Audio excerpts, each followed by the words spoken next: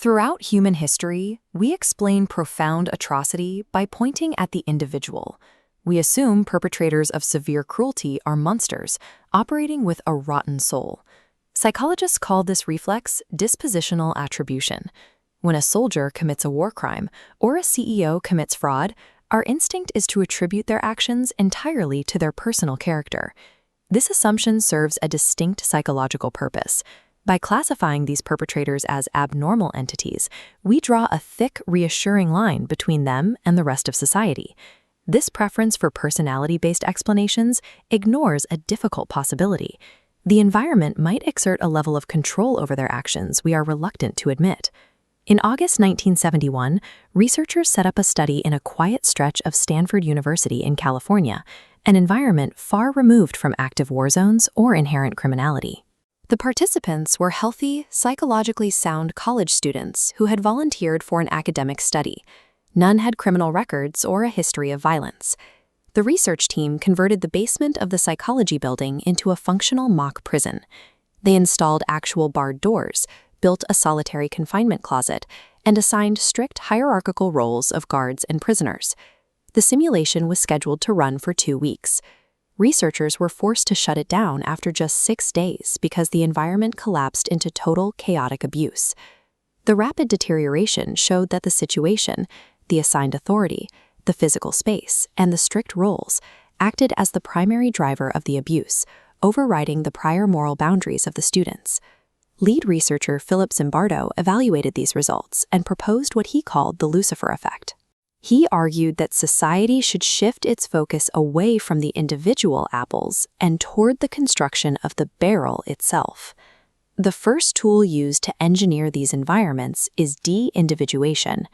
This is the deliberate removal of a person's individual identity, which drastically lowers their sense of personal accountability. At Stanford, the guards were issued uniforms and reflective sunglasses. By preventing eye contact, the system severed the basic visual connection that humans rely on for empathy.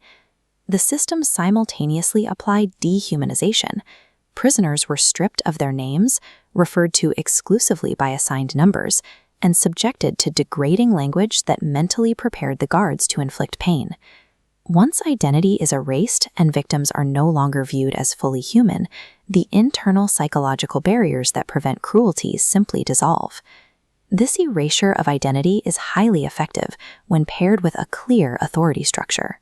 The Milgram obedience study demonstrated exactly how authority figures act as a permission structure to bypass individual conscience. This chart illustrates the gap between our assumptions and reality.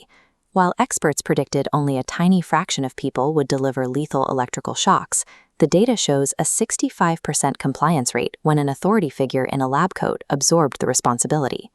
The process relies on gradual escalation. Participants are not asked to deliver maximum pain immediately. They begin with a minor 15-volt step, making each subsequent increase feel like a minor compromise rather than a severe violation. As the commands continue, participants experience a diffusion of responsibility. They begin to view themselves as merely a detached component of a larger machine, insulated from the final, horrific outcome. These psychological mechanisms systematically restructure a person's moral accountability, allowing them to perform acts they would otherwise find abhorrent. These laboratory findings found a horrific parallel in real-world war zones. When photographs of severe detainee abuse emerged from the Abu Ghraib prison in Iraq, the initial response from both the public and the military was to blame a handful of rogue soldiers. However, the internal reports revealed an environment that mirrored the conditions engineered in the Stanford basement. The facility operated with chronic sleep deprivation, blurred lines of command, no oversight on the night shift, and systemic language designed to dehumanize the detainees. The atrocities at Abu Ghraib were the predictable outcome of those specific environmental conditions. Years before Zimbardo built his prison, philosopher Hannah Arendt arrived at a similar conclusion through the lens of history and journalism. Reporting on war crime trials, she defined the concept of the banality of evil. She observed that profound atrocities do not require sadistic intent or a desire to cause pain. The ordinary worker who stops questioning their institutional role and chooses simple compliance represents the true danger to society. Mass atrocities require this exact surrender. The individuals involved must hand their individual conscience over to the systemic structure they serve. If the system dictates the morality of the individuals within it, the focus must shift to the barrel makers, the governments, institutions, and leaders who design and maintain these environments. Our legal structures routinely prosecute the low-level operators who commit the acts, while the architects of the system escape consequence. Recognizing this structural reality offers a distinct defense. If we understand the specific situational forces designed to strip away our humanity, we can identify them and refuse to comply. We prefer to think our personal ethics are absolute.